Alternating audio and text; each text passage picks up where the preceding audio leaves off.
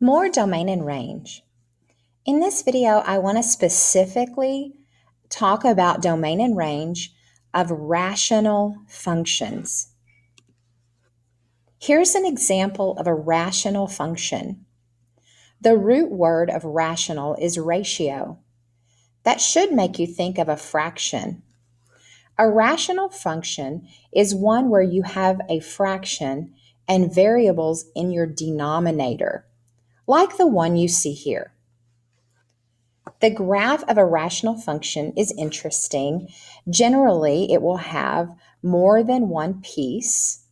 You will have some asymptotes and sometimes some holes in your graph like you see here. Let's talk specifically about the domain of this function here.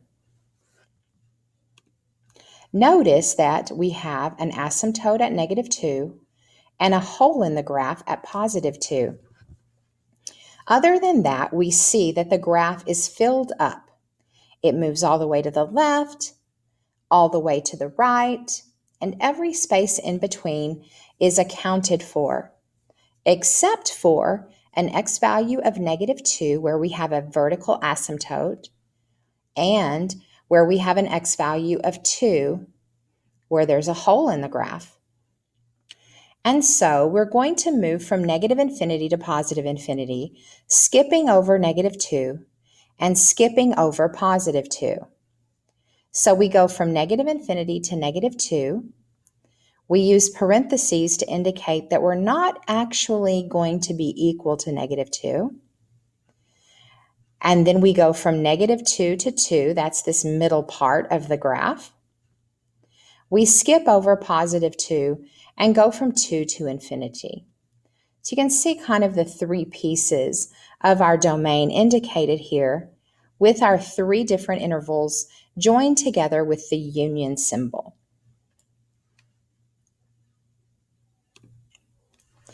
Now the function that we just graphed, we found the domain was from -infinity to -2, union with -2 to 2, union with 2 to infinity. That was on the previous screen. In other words, x is not equal to -2 or 2.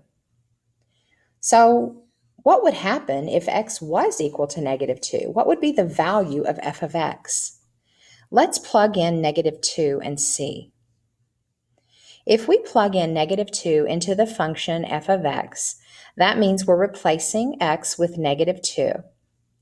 When you do this mathematics, you get a fraction where the denominator is 0. And you learned a long time ago that you can't have a fraction with 0 in the denominator. That number does not exist. That is undefined.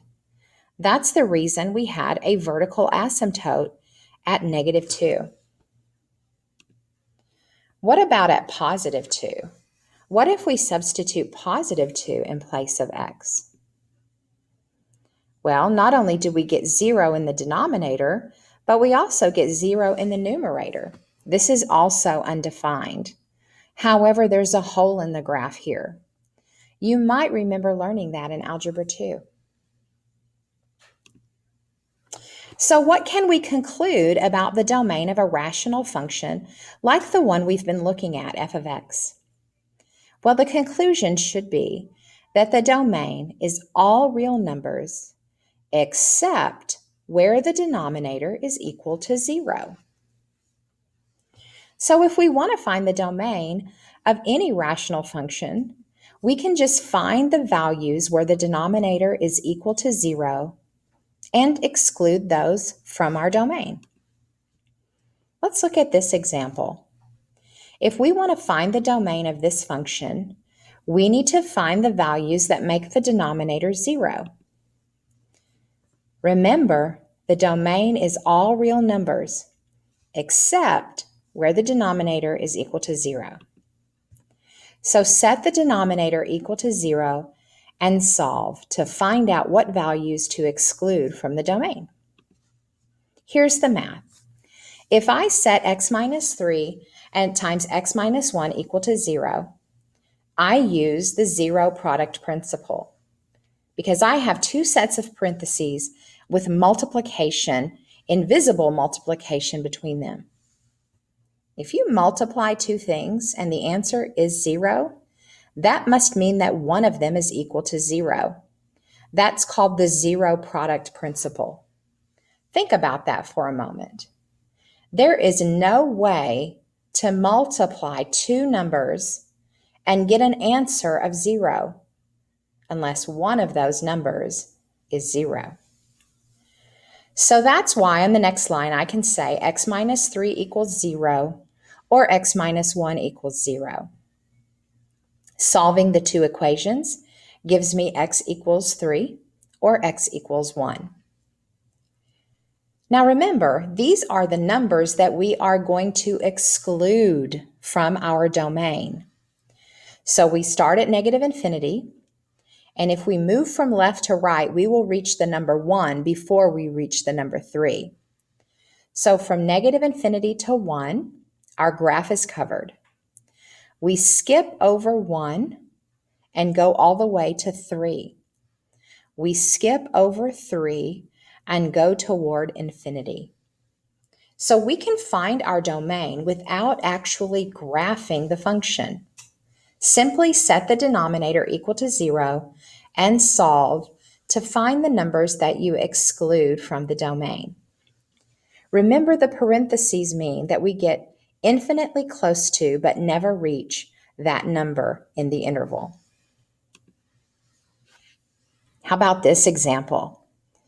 If you like, pause the video and see if you can find the domain of our function g of x.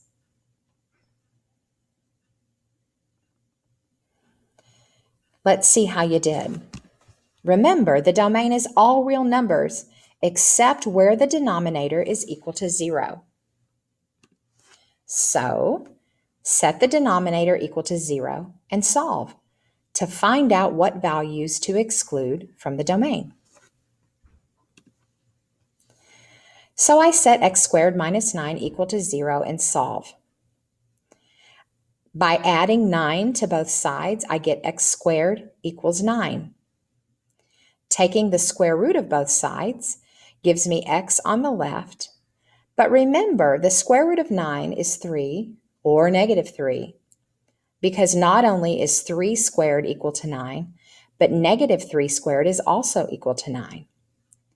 So we get two answers, as we would expect to in many quadratic functions that have a square in them. So what we have found are the numbers that we are going to exclude from our domain. Our domain is everything except negative 3 and 3. So if we move from left to right graphically, we start at negative infinity, we work our way to positive infinity. But we get to negative 3, we get infinitely close to it, and we stop. We pick up right after negative 3, and we go all the way to 3, and we stop. We pick up right after 3 and move on toward infinity. So this is how we indicate the exclusion of 3 and negative 3. Let's try one more together. Can you figure out what values make this domain 0?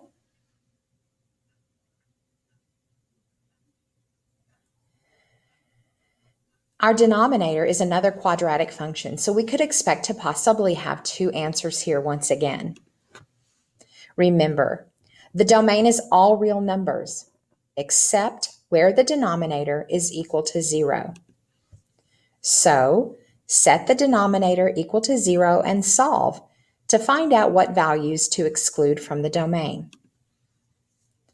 Setting this quadratic equation, 2x squared minus 5x minus 3 equal to 0, requires some skill. I chose to solve by factoring. You could choose to solve by graphing, or by the quadratic formula, or completing the square. There are several options, but I'm pretty good at factoring. So I factored the trinomial. And then once again, I get to use the zero product principle and set each factor equal to 0. And the answers that I got were negative 1/2 or 3. Remember, Those are the numbers I am excluding from my domain. So I start at negative infinity.